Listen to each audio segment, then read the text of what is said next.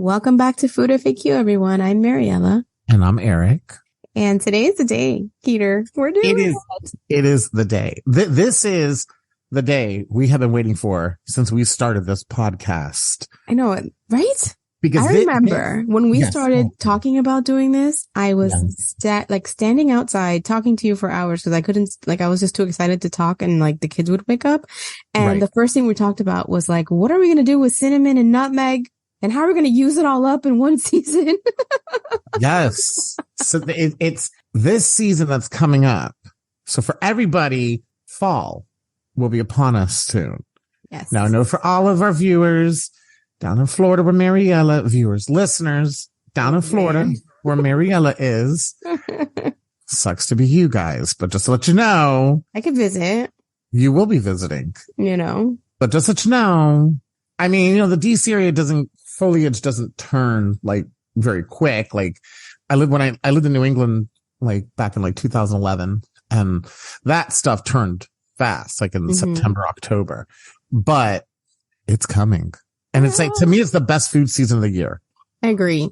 This is what's going to be so exciting. It is the best food season of the year. You know why? Because you're just introduced to warmer foods and you're not tired of it yet. Because by the end of Christmas, you don't want to see a fucking cookie. Oh, no. By the end of Christmas, I'm ready to eat a fucking salad and broth because I'm done.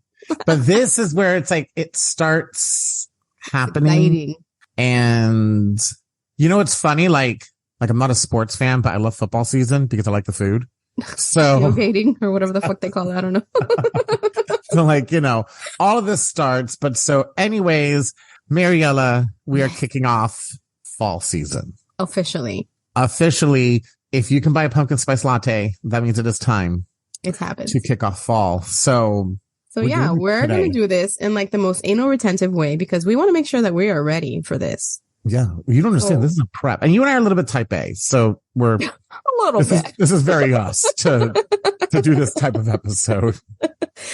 All right. So just like we did when we started this podcast and we gave you step-by-step ways and items that you needed to have in your kitchen in order to have everything you need to make good food, we're going to start with a fall pantry so that you have everything you need to make all the things that we are going to show you how to make. And all this stuff, Madi, you will use all this for the next several months, September, October, November, December. Right. So when we talk about these things to buy, it might have to be replenished, but and some recipes might call for an extra thing here and there, but these bases, I think this is what you're going to use. Exactly. It's one of our goals that we talked about early on to make sure that you don't buy these things, use them once and forget about them. And then you see them next year and think, oh shit, I got to throw this away. Right. This is not our aim. Our aim is for you to buy something, use it up to the last drop so you don't waste your money and actually enjoy the season. And buy a fall candle. Yeah. I'm actually burning a fall candle right now. Oh, you're so cute. Setting the mood. I am sweater weather. Sweater weather. From Bath and Body Works. I'm burning it right now. All right. I love sweater weather. I have one. Oh, do you like that one? That's my favorite. That's one of my favorite fragrances because it's not overly sweet. Right. It's perfumey, but not it's kind of perfumey. It's kind of clean. Anyway. Okay. So away from this. All right. I'll talk about candles later. Yes. We're going to set this up for you in a way where you understand why you need these things.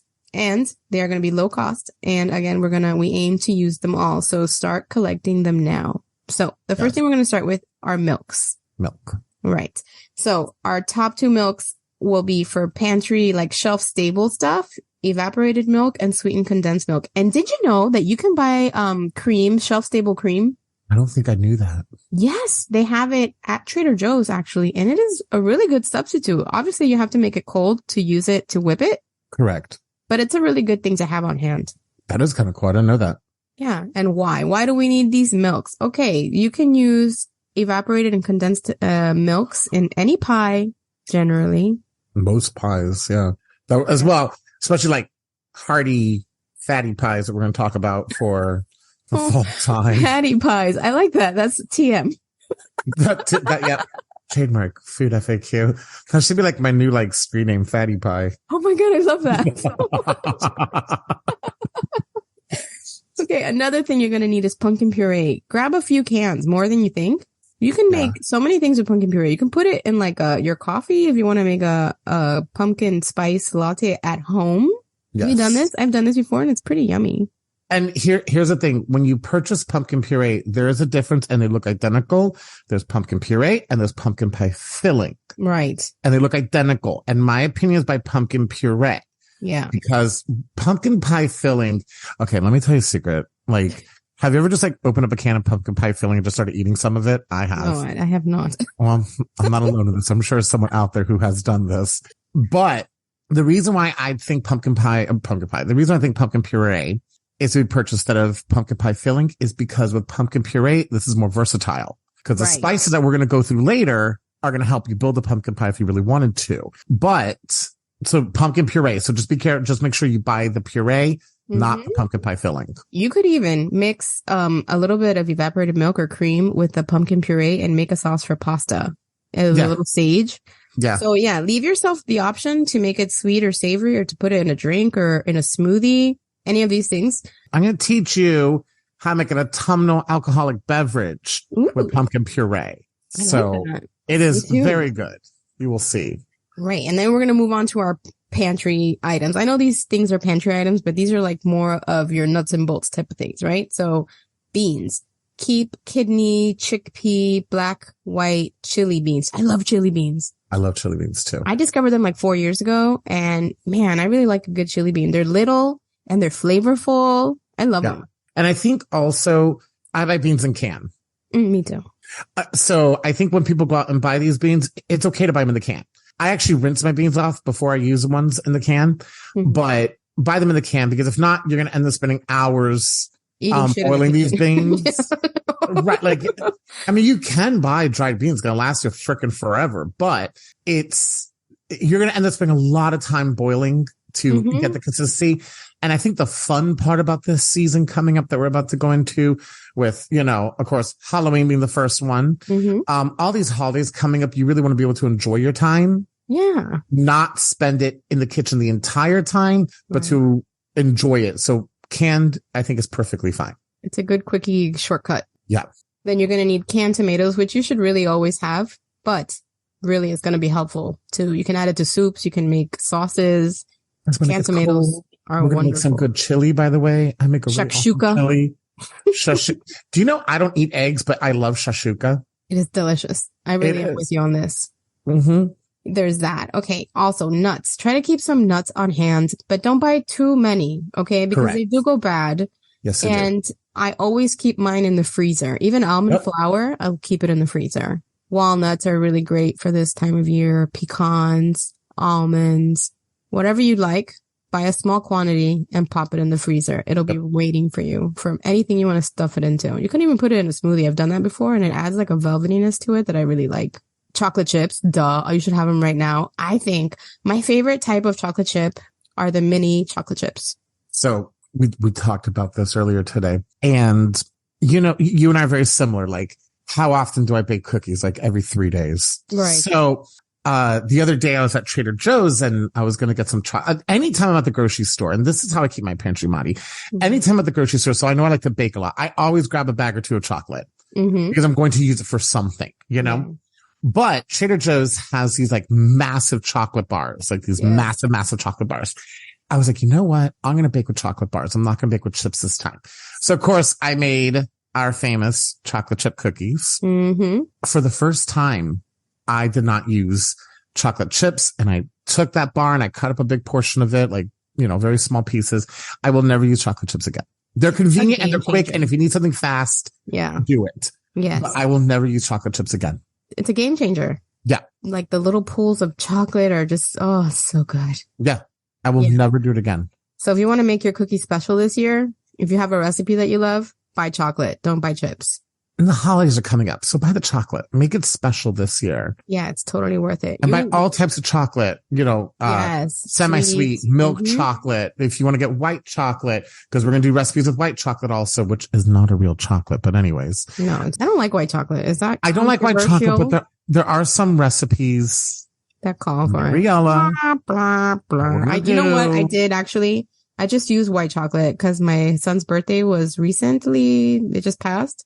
And I got marshmallows and put them on sticks and covered them in red, like little tops in red white chocolate. And I made little marshmallow Mario mushrooms. Oh, that's cute. Because he had really cute. A Mario themed birthday. So I did use them. But I think honestly, they're more like, what's that word? Decorative for me. I don't like, I'm not like, oh shit, I can't wait to eat that white chocolate. No. I've never seen a white chocolate bar and be like, yo, give me some of that. And I've met people like that. And I'm like, my husband's. Really? He loves that chocolate bar with the little crunchy black, like chocolate. Like the cookie and cream. Ugh, yeah, it's so fucking gross. I remember, listen, one time, like it must have been like 1989 or something like this. I had a neighbor who gave me a piece and I'll never forget. She was just like, oh, this is so delicious. And I'm like, you're fucking nuts. No, like, it's terrible. Chocolate. Yeah. Like, it's horrible. But get all types of chocolate. The semi-sweet, dark chocolate, milk chocolate, white chocolate. The only chocolate you don't have to get is baker's chocolate because I'm not going to make you sugar your own chocolate. Like, yeah, that's not even, who the fuck uses that? I've bought it before to be cute. And like, honestly, it's such a waste of time. I think I've bought it for like one recipe my entire life. But at the end of the day, also get chocolate that you like to eat. Yeah, of course. And enjoy it. But yes, you will have a recipe closer to like Christmas that will have white chocolate. But anyways. All right. And then broth. Always have broth on hand. You should do this now, right? But now it's soup season, baby. I love soup. I love old lady lunch, which is what I call a little soup, a little lentils, and a little bit of rice. I mean, you gotta stop talking about your lentils and rice, Mariela. I know, but I love it. And you know, it's always good to have chicken, beef, and vegetable broth on hand. We went into at length about making your own chicken broth using rotisserie chicken carcasses, which is Eric's favorite word. It is. It's a technical term. Yeah, which is, I'll link the episode on the show notes for that. If you can make your own and freeze it, please do it. It makes an entire huge difference. A big difference in the flavor. It tastes so much better. So these are the things you're going to keep in there. Okay. These are like your salty, mostly salty, except for the chocolate chips that you're going to have in the pantry for your fall cooking. And then we're going to go into spices, which is really what makes the season, in my opinion, special.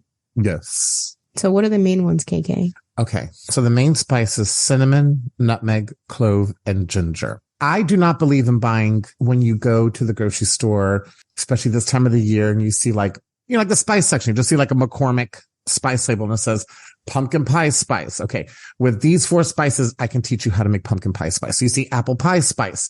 These seasonings right here, you can make your own apple pie spice. So I like to keep them separate because we are going to use them throughout the entire season up and through the holidays. We're going to use this. And if you're purchasing those already pre-made spices, you know, you may like a little bit extra clove in it. I love clove, you know, so you may like a little extra clove in it. You may want a little bit extra cinnamon. You know, when we were coming with this list, Madi, I was also thinking, you know, do people really need cinnamon sticks or powder? Just get cinnamon powder. Yeah, I'm with that. I'm going to like, you're not going to sit there and grind up your, which by the way, most cinnamon in a grocery store is not real cinnamon, but I think it's the bark of something else. But anyways, it's not real cinnamon. Real cinnamon, I think, is much more expensive, but I could tell you, I think the only time I've ever used a cinnamon stick was to pretend to be bougie and like put it in like someone's hot chocolate and like, like it's not even adding anything at that point. So I agree. It's good for like a simmer pot, which you love. I do. And we are going to talk about simmer pots. So you know what? You are right. If you do want to make a simmer pot with me one day, that's not till closer to November, December. But if you want to make a simmer pot one day, go ahead and grab some cinnamon sticks. But these are just basically your 4 main spices. I'll tell you what though. I don't buy nutmeg that isn't like the nutmeg. Like, it makes a difference. Yes. So when you microplane the nutmeg, it does make a difference. Yeah. I think if you're not going to microplane your own nutmeg, so for everybody, nutmeg like literally looks like a nut and you just run it over like a very fine grater and then you grate it out.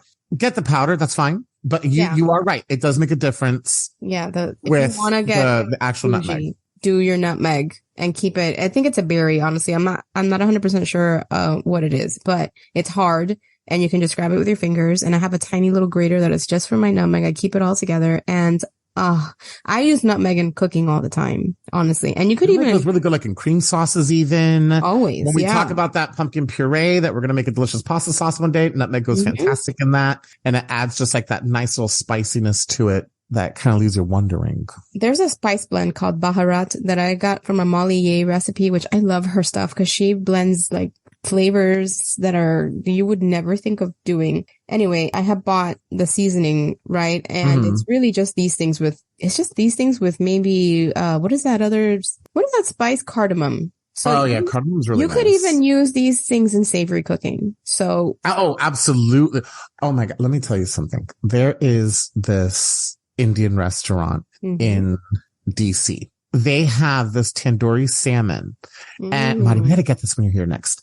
The tandoori salmon, and it has a cinnamon rub on it. And so when we think of cinnamon, we think of sweet things in Western culture. We think of things that are sweet. But this cinnamon rub, it gives you like this throat heat.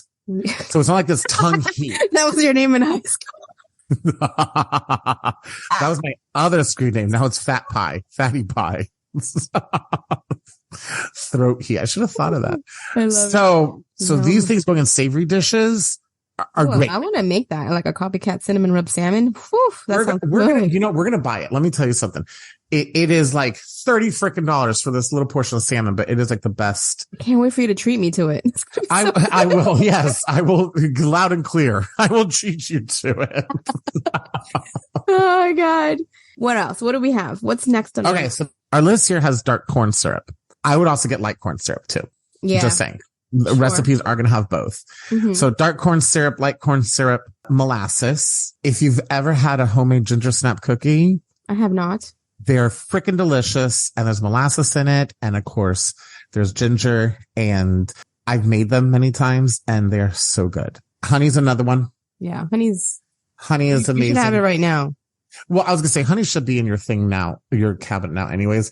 Yeah. But again, honey goes into desserts, but if you've ever basted a ham with honey also, it makes a big difference. Honey chicken, like I make a honey chicken. There's so many great things. Yeah. And then the last one is maple syrup. And so here's the deal. We do not buy the imitation flavored syrup. So this is the one, I think, ingredient that's just going to be a little bit costly. Yeah. It's going to be the real maple syrup. Real maple syrup usually comes in a glass jar or a glass bottle. It'll say real maple, say grade A. Buy into this. The other stuff is just flavored. It sucks. And when you cook with it, it's just sugary and disgusting. Yeah. But and real it's maple like $8 syrup. at Aldi or at Trader Joe's. So you can find it like more economical. Sure, it's $8, but it's worth it. Right. I guess when I say it's more expensive because you can get the flavored syrup for like, $2? You're getting what you pay for, and it's going to make a massive difference when you bake. And I'll be honest, when you taste maple syrup as opposed to the fake stuff, you really can see the difference immediately with it. I make my pumpkin pie with a little bit of maple syrup. It's so good. That does sound really good. I have a freaking phenomenal pumpkin pie recipe. Listen, wait till my pecan pie recipe comes out. Yeah, this is going to be good stuff. We need to get together and like. Well, we are. We're going to get together. We're going to talk about it because we talked about you coming up in October.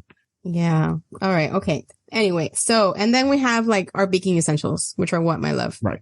All right. Baking essentials. So sugar. So we're going to need some brown sugar, white sugar, powdered sugar. And here's something else that we're going to do this season also.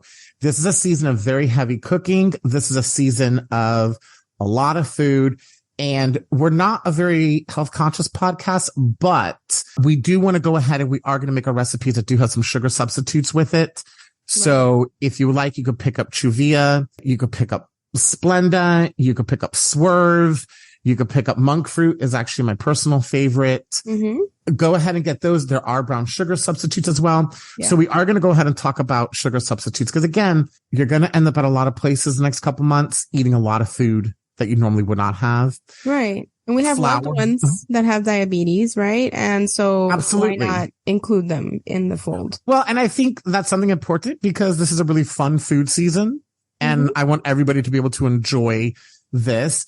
Yeah. And especially this time of year, we all should be a little bit sugar conscious. So, just saying, you're going to eat a buttload of sugar to begin with. So We'll give you Let's options. get a little sugar conscious. Flour, all-purpose flour. And we talked about some little healthier alternatives, especially for people who are diabetic or pre-diabetic. You know, if you want to look into things like flour substitutes, almond flour, coconut flour, oat flour, whatever your favorite flour substitute is, this is also going to help people with gluten sensitivities. True. I'm not a real knowledgeable about keto, but I think almond flour and coconut flour are definitely keto. So this kind of helps. I think, don't quote me. And then last but not least, baking soda and baking powder. Again, this should already be in your cabinets, but baking soda, baking powder, we're going to use this stuff. Yes. Oh, honorable mention. I just thought about, if you can and if you want, you can find a really nice flaky finishing salt. Yeah, that's nice too. That really adds so much to everything. You know, and I think one too, Madi, just another honorable mention. We may not use it as much. I, in my head, only got 1 or 2 recipes for it, but cocoa powder is another good one. Oh, yeah, for sure. We talk about our chocolates. To me, it's already in my cabinet, but it may only be 1 or 2 recipes. Useful. It might be useful. You might be able to omit it on some of these recipes. So I think cocoa powder is another really good one as well. It has a long shelf life, so it won't be wasted. There's a lot of things you can do with it. That's really about it. Like, that's just kind of the rundown. These are the basics of fall cooking. Things that we are going to provide you with so many fun ideas to try this season. And we're starting early so that you can really incorporate them for the next couple months coming up and enjoy. What are your favorite holidays in order during fall? So you got your 3 main holidays, Halloween, Thanksgiving, Christmas. What are your favorite ones in order? In order, yeah. Oh, definitely. Thanksgiving is Food Olympics, my favorite holiday of life. Like, I would give all the other holidays if I had to for Thanksgiving. And then I would definitely say Halloween and then Christmas. Okay. I find Christmas like, it's exhausting.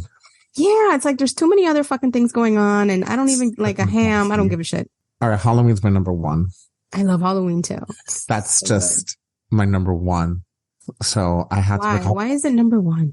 It's, you know what it is? Because it's finally like kind of cold outside. It's, you know, I love anything kind of creepy, and I could be super basic and wear my scarf and my boots. But honestly, just to me, it's like the welcoming to the holiday season. Like just the tip. It's right. It's like before you get to like, you know, the shaft of the holiday season. It's just the tip. But to me, it's just so, it's exciting. And leading up to it, you just like, you get like this, like kind of like feeling in your stomach that like a lot of cool celebrations are happening. And I do love going to haunted houses. Do you really? I do.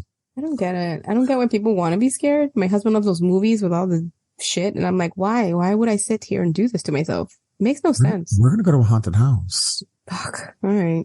Well, no, we got to make it like kid friendly, but we're going to. I don't know. My daughter's not into that shit either, so be aware. Oh, that's true. Oh man. Well, we're going to go. Change your plans, baby. Oh, and like, you know, also, and like, not to, again, you know, I'm basic. Let's be fucking honest. I'm a basic bitch when it comes to this sort of stuff, but I love like apple picking, and I love going to pumpkin patches. Yes. And I love doing that sort of stuff. So it's exciting. And I'm so excited you guys are coming along this ride with us. I told her yet, because I won't hear the end of it until it happens. Okay, she doesn't listen to our podcast. I assume. No, are you crazy? No, you know, I'm sure she doesn't. She doesn't know what a foul mouth mother she is. Right, I was gonna say she wouldn't be allowed to. You'd be in trouble the entire time. You're like fuck, and that's it. You're done for. I'm gonna charge you a tax. I'm gonna take you, my South Floridian Latina. I'm gonna take you apple picking. This year, we're going to go apple picking. I'm going to make a pie. I'm so excited. You're going to make a pie? We're going to have apple cider donuts. Oh, well, listen, all this is making me feel warm and fuzzy inside, which reminds me that we have a thing that we made together. We did. And in all honesty, you did so much of this. Listen, you have this incredible talent. And the inspiration comes from our unison. I only get all these ideas because we're together. And so what it is it's kind of a kitchen notebook, which I fashioned after. I have one. It's a ratty old notebook, and it's like all dog-eared and stained, but it's like my kitchen Bible. And I will write down what we're making, for the week and all my ingredient list. I take it with me to the store. I write notes in it. So I made one on Amazon for you guys. You can purchase it for $6.99. And it's a little kitchen notebook where you can keep our recipes. You can write notes from what you like here on our podcast. And I'm going to put a link in the show notes where you guys can purchase it. It's like something I just did on my own. So I hope you find it useful. It's an organizational tool. But what I like is it allows you to be creative because you hear a recipe of ours, but you know you like a certain tweak on it. Mm-hmm. You're going to write that tweak in there. You're going to put your own notes in there. And what I love about this, Madi, it's like the entry stages to you starting your own recipe book, your own recipe log. Everybody can start they can get inspiration from somewhere. And as you make it, you tweak it and you start writing those down. And before you know it, you're creating your own recipe book. And I think that's something that people it's kind of cool. Like, that you can do that. You do it with your kids, your friends. Why not? And I also want to mention that one of our listeners and my good friend, Courtney, has already purchased one and I haven't even seen it yet. And she's all up in it already. We love Courtney. Courtney, thank you so much. Thank you, Courtney. She's so awesome. She loves our podcast and we love that. We love that and we love Courtney. Well, anyway, you guys, we hope you enjoyed this episode and please go out and get these things, okay? Don't dilly-dally. We are coming in full force. Full steam ahead. Whoop, Tumnums. All right, you guys, have a wonderful week and we'll be back soon. Take care. Love you.